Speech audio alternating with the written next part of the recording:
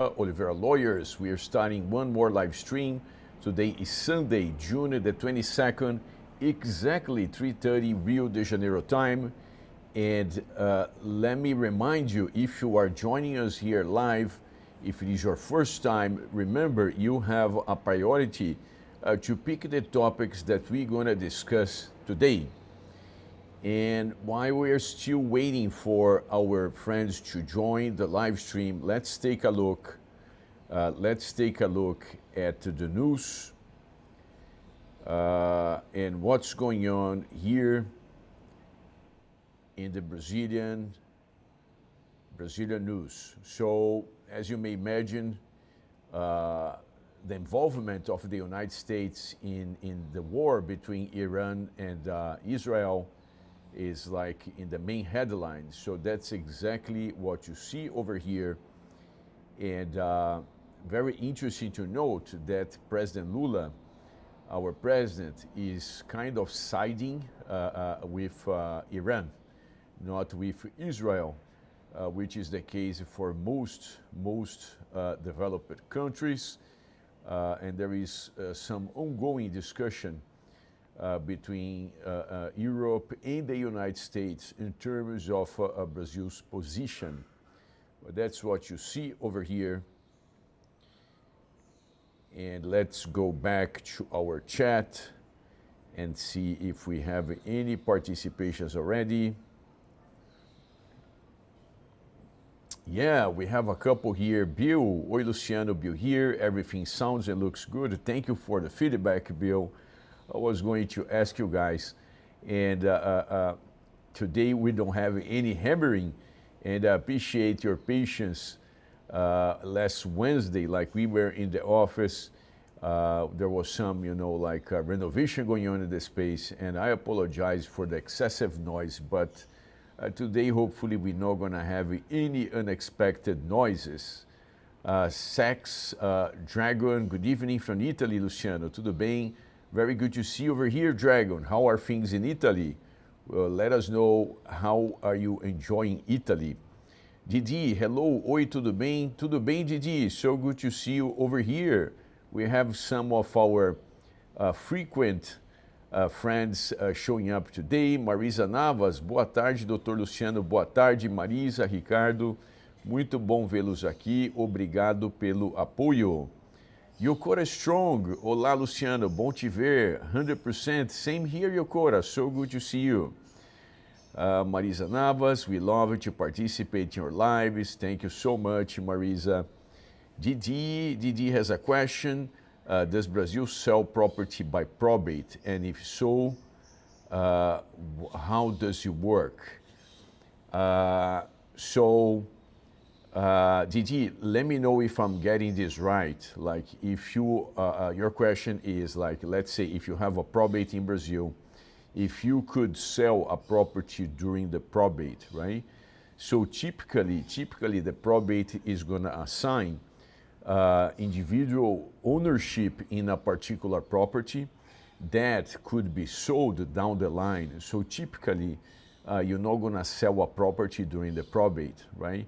Most buyers, they want to buy a property that is no longer entangled in a probate. Now, this said, sometimes, even here at the firm, like we have a large probate with several properties, and before the heirs can, be assigned ownership in the estate, they are going to need to pay the probate taxes, right? And the probate taxes, the bigger the state, naturally, the bigger the taxes are going to be. So very often what we do here at the firm, and that's going to be the same strategy you see in other law firms, is that we're going to petition to the judge to allow the sale of a specific property, right? So we're not going to ask the judge to sell everything because that wouldn't make sense from the probate perspective. But if the heirs, they don't have money to pay the taxes, or even if they have the money but they don't want to,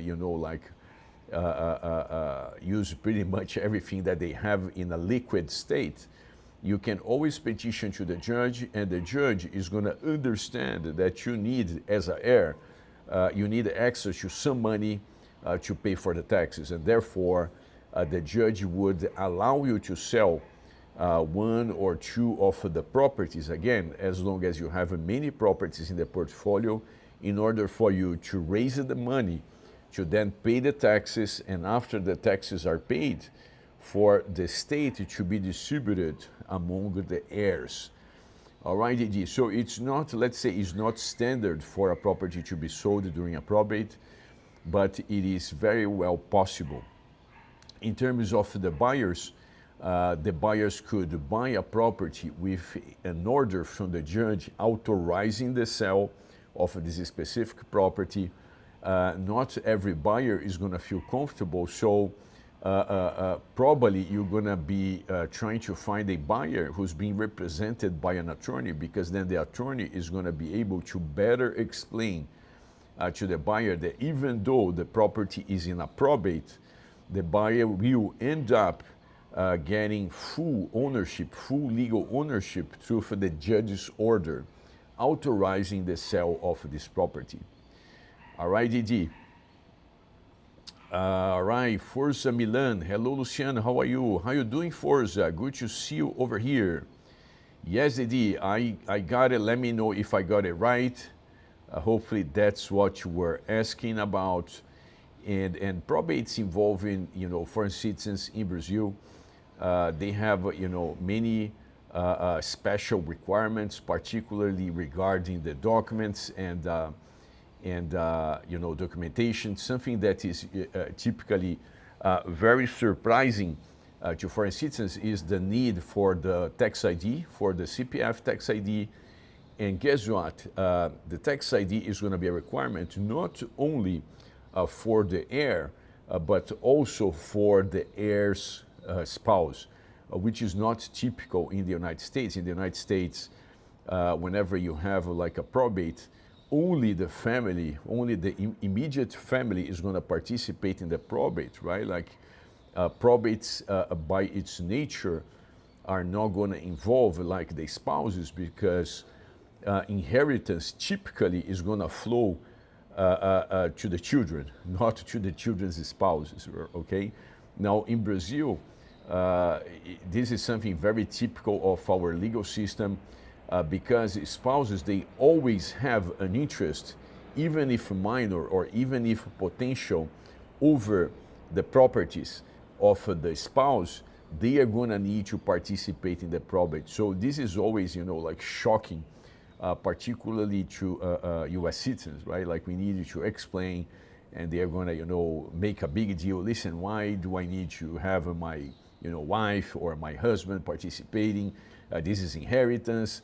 It's not related to his, properties. And then we say, well, that's Brazil, right? That's the way Brazil is gonna address that, even if at the end the spouse is not gonna necessarily acquire a share, but the spouse will need to participate to basically declare, yes, listen, I recognize that I don't have an interest, and to be able to say so, the spouse will need to secure a CPF, the tax ID, and will also need legal representation to participate in the probate. Again, even if the spouse is not going to acquire any share of the property. All right, so very interesting question, Didi.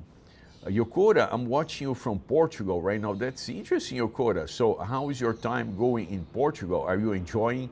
Marisa Navas, she's also in Portugal, by the way. And this week I was in a couple of consultations for clients, seeking, residency in Portugal. And I'm not sure if you know, Yokora, but nowadays, most of the residencies, the legal residencies, right, like to acquire legal residency in Portugal, there is a need for an appointment with the Portuguese immigration. And before it was through SEF, S-E-F. So up to a couple of years ago, that's the entity that would schedule the appointment for you. Nowadays, there would be IMA, right? A-I-M-A, IMA.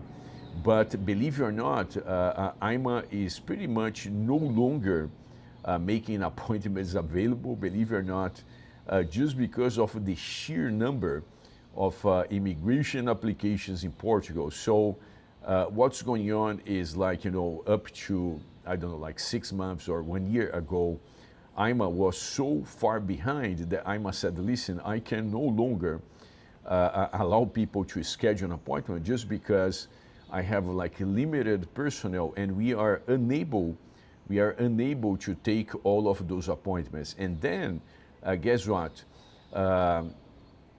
Attorneys in Portugal, they started to file, a lawsuit against IMA to secure an appointment. And then, judges would say, you know what, like you have this right, is it the law? And would order IMA to make an appointment available. Now, the consequence was that more and more people and their attorneys started to file a lawsuit to secure an appointment. And guess what? Now, pretty much the only way for you to secure an appointment is for you to file a lawsuit.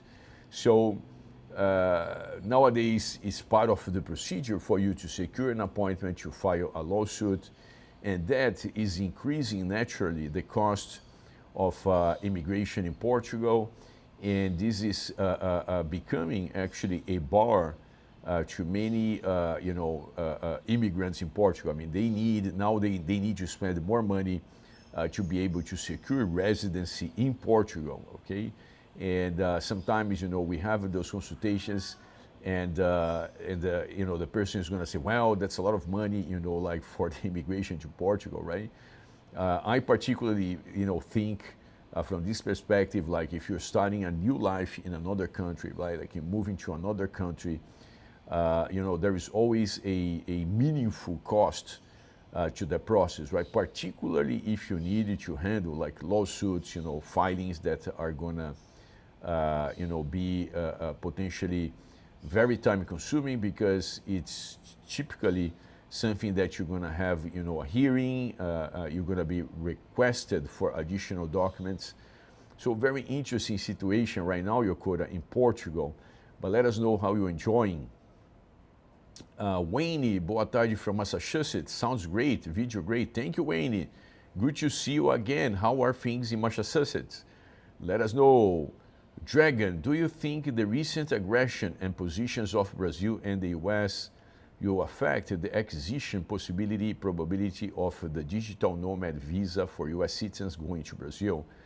Dragon, not at all, right? I think it's a good question because, for the others who are not following closely the disputes between Brazil and the United States, this is more like related to our President Lula, right? The federal administration, which is left-wing.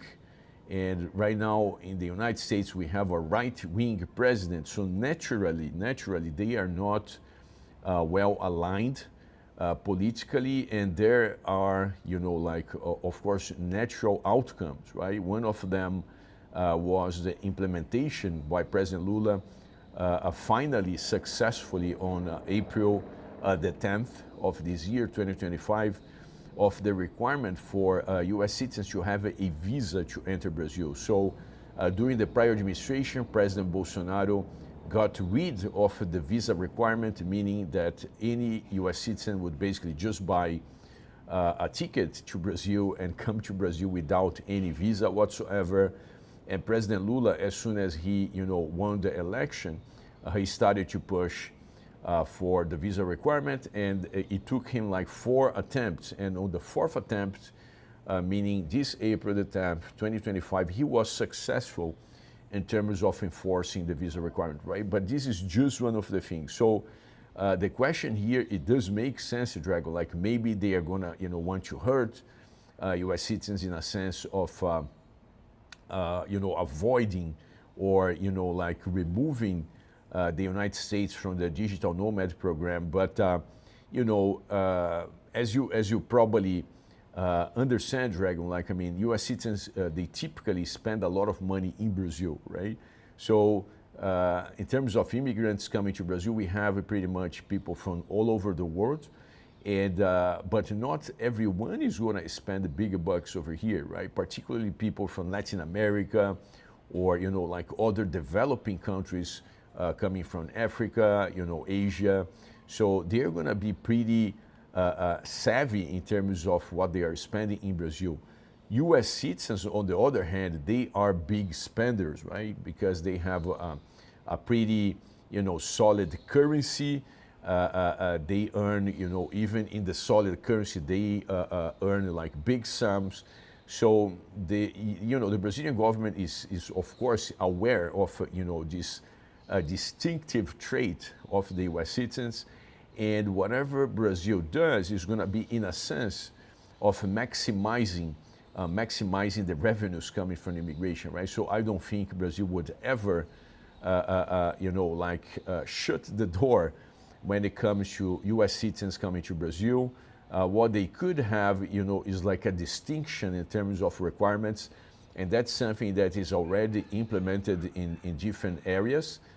So, I hope, people from the Lula administration is not listening to our live stream, because that would be so easy for them to implement something like, we're going to charge a $1,000 application fee if you are from the United States, right?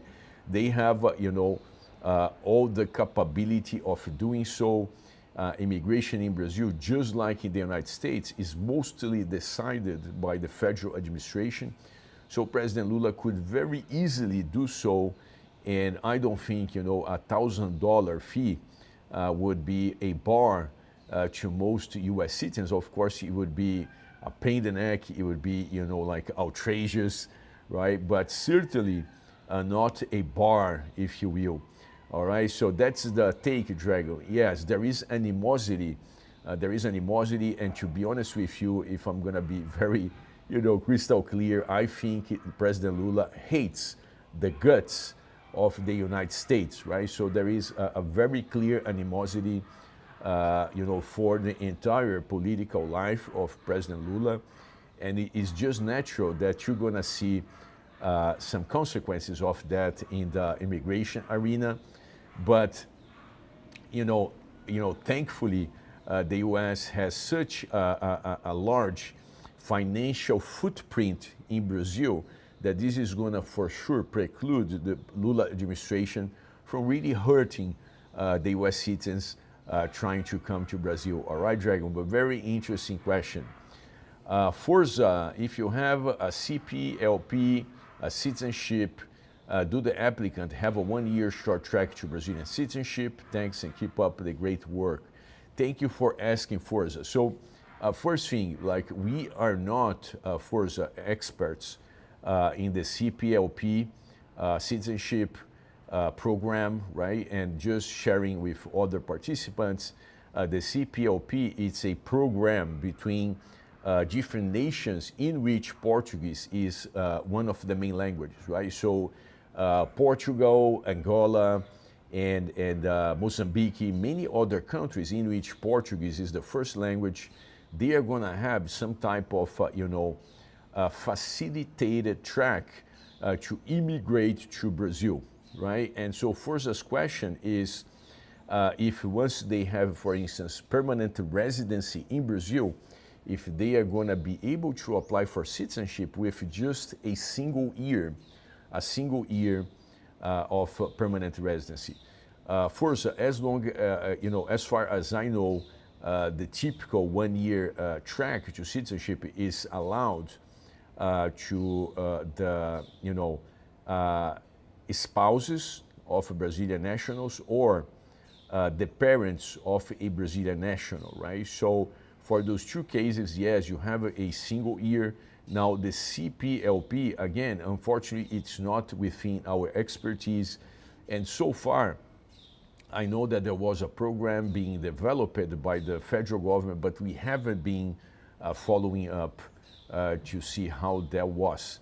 So unfortunately, I'm not going to be able to answer this question, but if I had it to guess, I would guess that you do have some,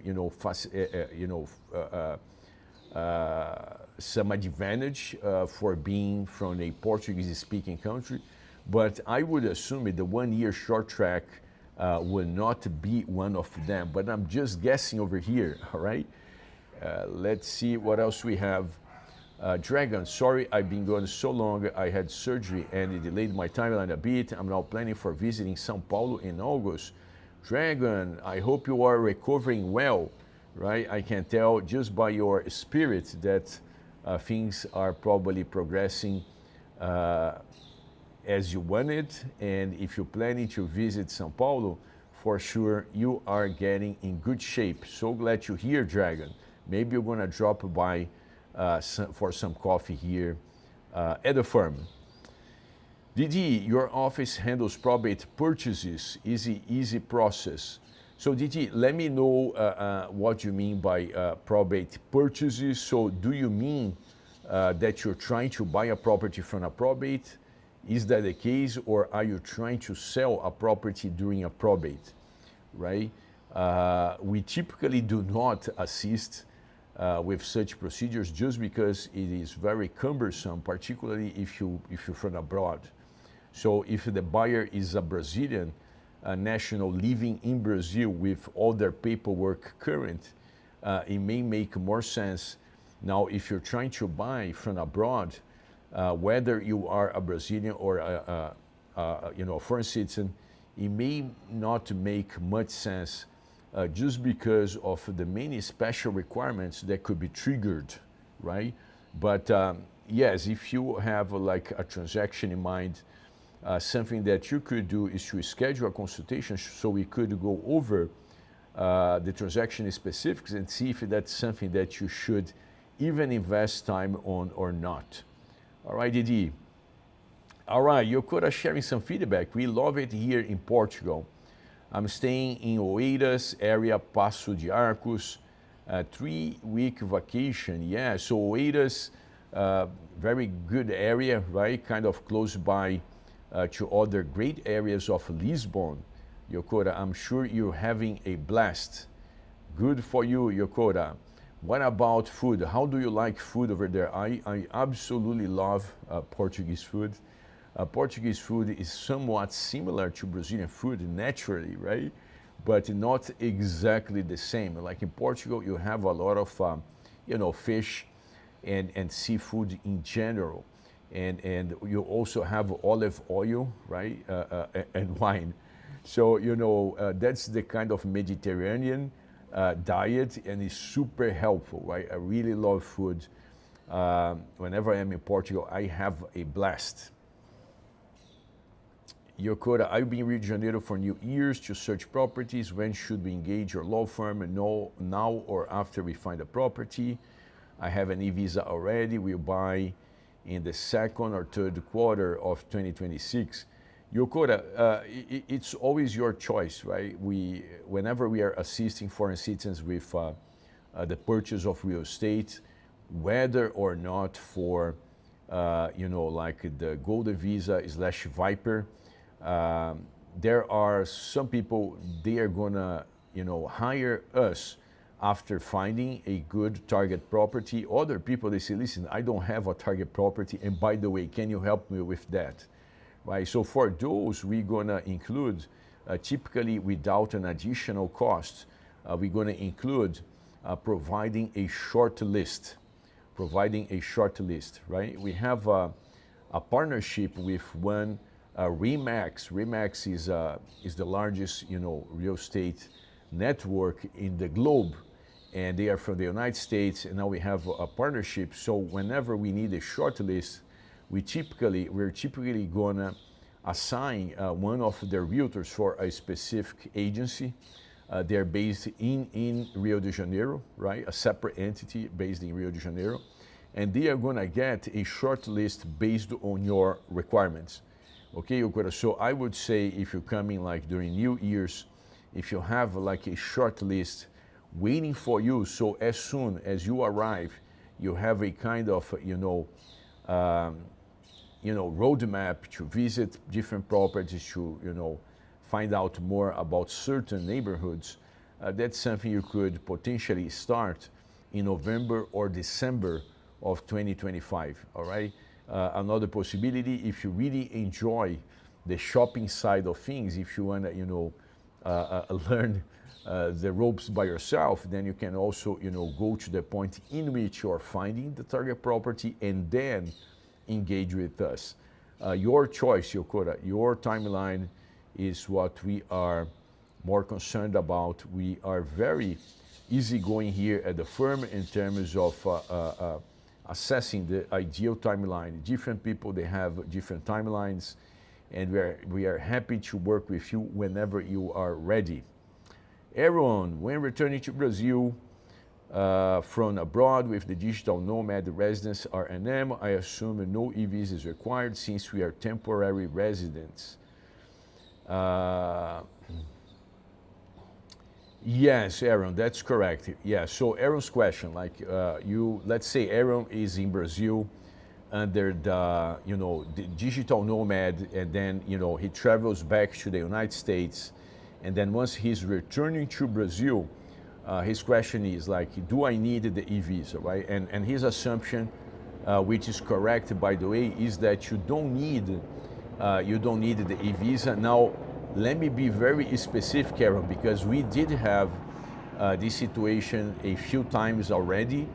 If you just have, for instance, the protocolo, which is the printout of your residency, the airlines are not going to let you board to Brazil, okay? So this is not going to be a requirement from the Brazilian immigration. Very interesting. This is going to be a requirement from the US airlines, okay? So the thing is, the airlines, whenever they bring someone to Brazil and this person does not have the proper documentation to enter Brazil, they're going to be fined in the tens of thousands of dollars, right? So if you're buying an airfare through American Airlines, potentially you're paying $1,000, $1,200, maybe $1,500, and the airline is just going to, have as a profit a percentage of this amount. Now, if they do something wrong in terms of paperwork, guess what? They could potentially be fined in $20,000, right? So nowadays, the US airlines, they are going overboard in terms of making sure you can enter. And if you show the protocolo, right, the R&M approved paperwork, guess what? They are going to look at it and say, well, I don't know about this paper, but you're not going to board unless you have the e-visa, or you have another type of visa, or you have the resident card, right? So the distinction here, Aaron, is that is not only enough for you to have the digital nomad residency approved, you also need the plastic R&M card, right? If you have the card, then, like those counter people in, the DFW airport or JFK or LAX, once they see the card, they say, all right, this looks like our US green card. So if Aaron has the Brazilian green card, guess what? He can board the plane. But if you just show the protocol, which is the printout, even though for the Brazilian immigration, the printout and the card, they have the very same legal value. If you show just a printout, typically, personnel at American Airlines, they are not going to let you board, okay? So that's very interesting because, again, legally it's the same thing, but, I understand the airlines, they don't want to be, drained. They don't want to, be fined in the tens of thousands of dollars. So it does make sense for them to be overcautious, if you will. Let me know if there was an answer to the question you were asking for, Aaron. All right, Dragon, I'm glad I asked it. Thank you for your candor. Absolutely, Dragon. Wayne, summer started yesterday. Today is 32 degrees. Tomorrow 35, and Tuesday 37. Not as high as summer in Espírito Santo, Brazil. There you go, Wayne. Good to know. I hope you enjoy the temperature. Yokota, I was going to ask the same question. I am a US citizen, but I also have ancestry in Guinea-Bissau, which is a CPLP country. That's interesting, Yokota. Yeah, so we're probably gonna take a look. This question is somewhat repetitive. And we're probably going to take a look into that. I remember the last time I took a look, I think it was a couple of years ago, and there was something in the works, like they're still trying to figure out part of the program, but probably nowadays they may have finalized the program.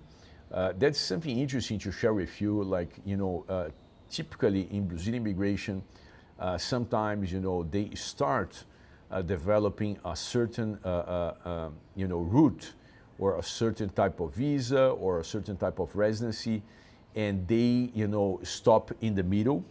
But they still let this like first half or whatever they produced in the past to go live. And a very typical example is going to be the digital nomad visa, right? The digital nomad visa, which was created, if I'm not mistaken, in 2022. I think it was July or August of 2022. So when you read the regulation for the Brazil digital nomad, it says very clearly that a later regulation is going to address the renewal. And guess what? There was never later regulation. So nowadays, what we see is that even though the digital nomad, it looks like the original intention of the Bolsonaro, of the prior federal administration, was for something that would be just like a sample type of visa, meaning you get to stay in Brazil for a single year. What we see nowadays is that the current federal administration, which has nothing to do with the Bolsonaro administration, they are accepting multiple renewals, and it looks like with no end, meaning that you could renew pretty much for as many times as you want. But again, if you look at the original regulation, it was saying that later regulation would address the renewal. So for the CPLP, it's kind of the same thing, right? Like there was this idea of, providing some type of advantage to, immigrants from Portuguese-speaking countries. But last time I checked, this thing was still in the works. All right. Dragon has another question. Do I have to have $18,000 in my bank? Or is the equivalent of that amount acceptable for digital nomad? I'm paid in euros. I don't want to transfer everything at a loss needlessly. Dragon, pretty interesting question. And the answer is you can have this money as long as it is liquid. You just need to have this money in a bank account, all right? It cannot be something like a 401k. It cannot be like a retirement, stocks, Bitcoin, you name it. It gotta be liquid funds in a bank account, right? And it doesn't need to be in US dollars. US dollars, it is just like the benchmark. So if you have this money in euros, if you have this money in British pounds, if you have this money in yens, if you have this money in pretty much any currency, it's going to be acceptable to Brazil, as long as when you convert just for the purpose of assessing the money, it's equivalent to $18,000 or more. But again, there is no need for you to convert into a US dollar currency. There is no need for you to bring this money to Brazil. And let me make this distinction and explain why this question is very important, because if we're talking about Portugal, that's exactly the opposite. For Portugal, for the main tracks such as the D7, which is like the equivalent to the Brazil retirement visa, first you need to have the money is not in US dollars. They are going to assess the money by US dollars, but you need to have this money, guess what, in euros, because they want to see this money in a Portuguese bank account. So at the end of the day, you not only have to exchange your currency into euros, but you also need to have this money in a Portuguese bank account. Okay, so pretty different from Brazil. Brazil does not ask you for any of those things. It does not matter if you are applying for the digital nomad or the retirement or pretty much anything else. But Portugal does. So very interesting question because it did allow us to make this distinction between Portugal and Brazil. Alright, Yokora, a comida foi muito boa. I love the bacalhau à brás. Yes, bacalhau à brás is just amazing. Last time I ate bacalhau à brás, I was in Lisbon with Marisa, who's always here in the live stream with us. Yokora, that's, you know, and for those of you who don't know, like bacalhau is codfish, cod, and you know, Portugal is, at least in my opinion, right? Like maybe there are some Nordic countries who would take issue with my finding, but I think, you know, Portugal is absolutely the leader in terms of how, you know, to prepare dishes with cod. I mean, it's a completely different ball game, right? Like whenever I am in the United States, cod generally is cheap in the US. I don't know why, don't ask me why. But cod is very expensive here in Brazil. Now, when you go to Portugal, it's something more, I would say, is not as expensive as it is in Brazil, maybe not as cheap as it is in the US, but the dishes, they are far superior to whatever you can eat in both Brazil and the United States, right? So here's the tip. Whenever you think about codfish, you're thinking about Portuguese culinary. All right? Thank you for sharing, Yokora. Dragon, I have it in a bank account in euros. I just had to be sure.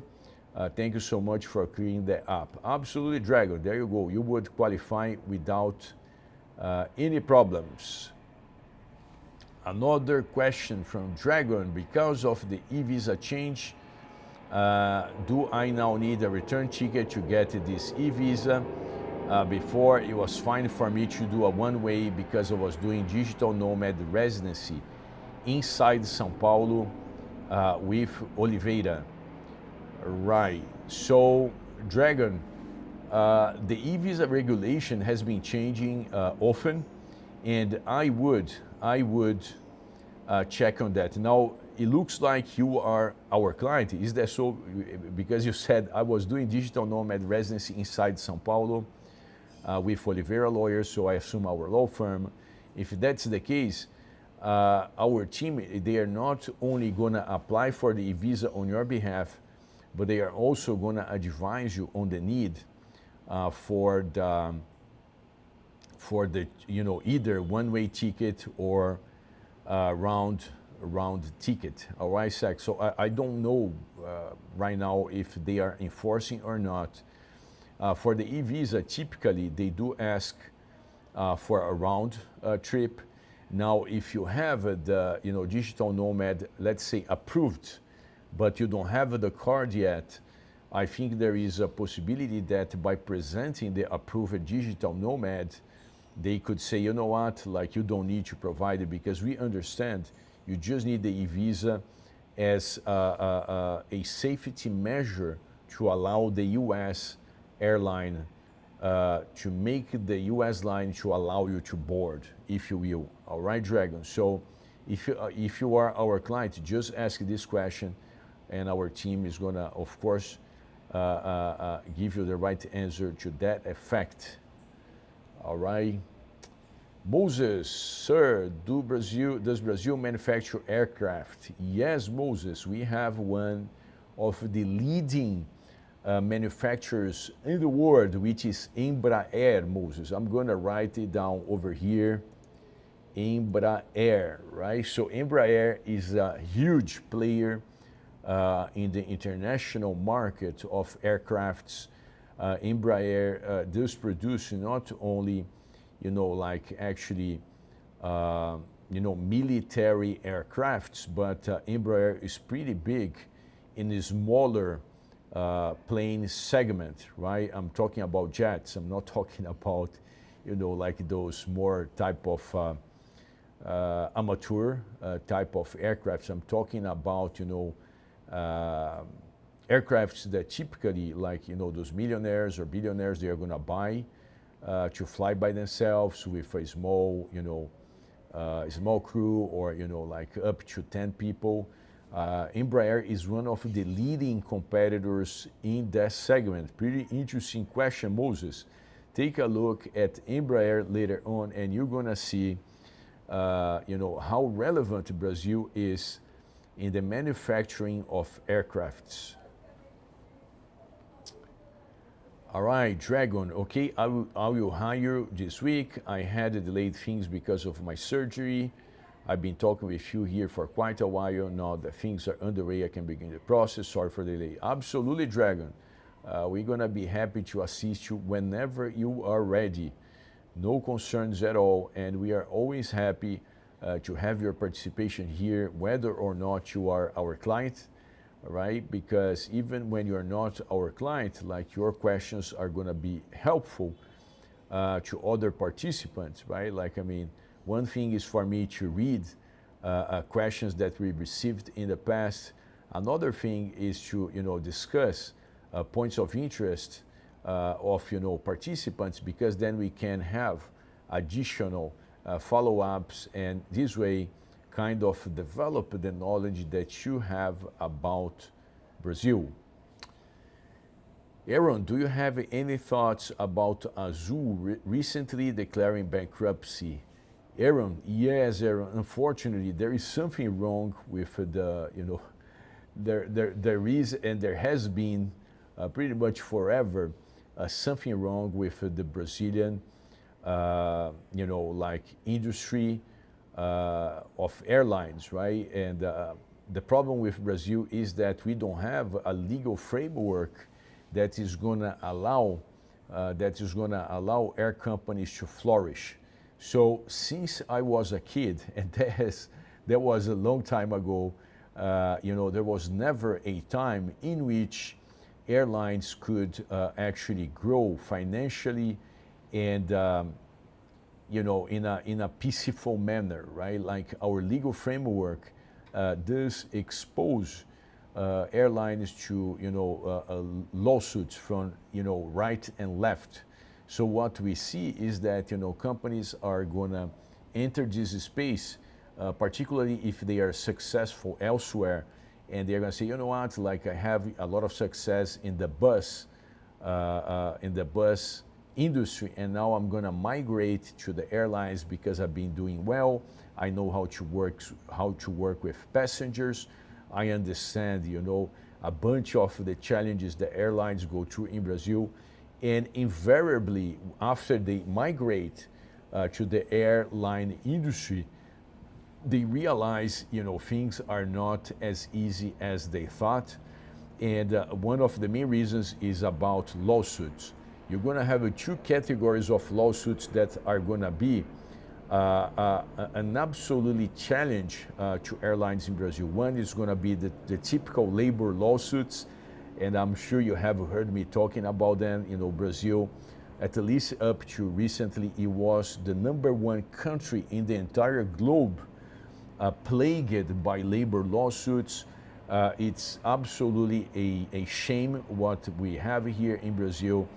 Employees, after they are let go, after they are fired by a company, pretty often they are going to try to take a second bite at the apple and pursue rights under false claims. Okay, that's very typical of our culture. I wish there was a better way of saying so, but let me be crystal clear with you. That is the reality. Okay, the second challenge is going to be lawsuits by passengers. Unfortunately, legal profession in Brazil is not as well paid as it is in other countries, particularly Europe or the United States. So we have a huge number of lawyers in Brazil that are going to take pretty much any claim that you have.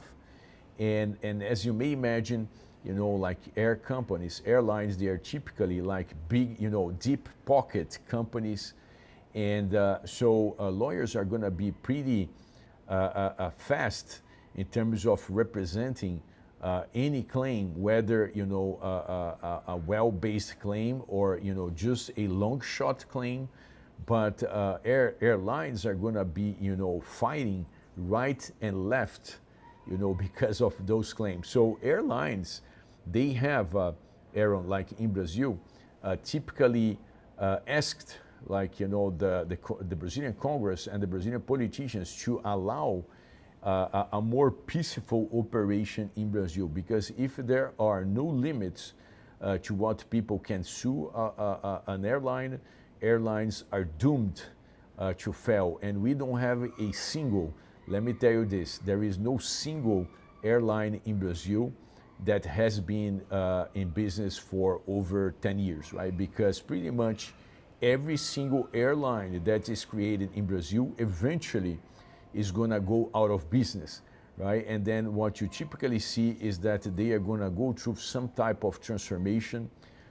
So we had like nowadays there is there is Azul, right, Aaron, the one that you mentioned.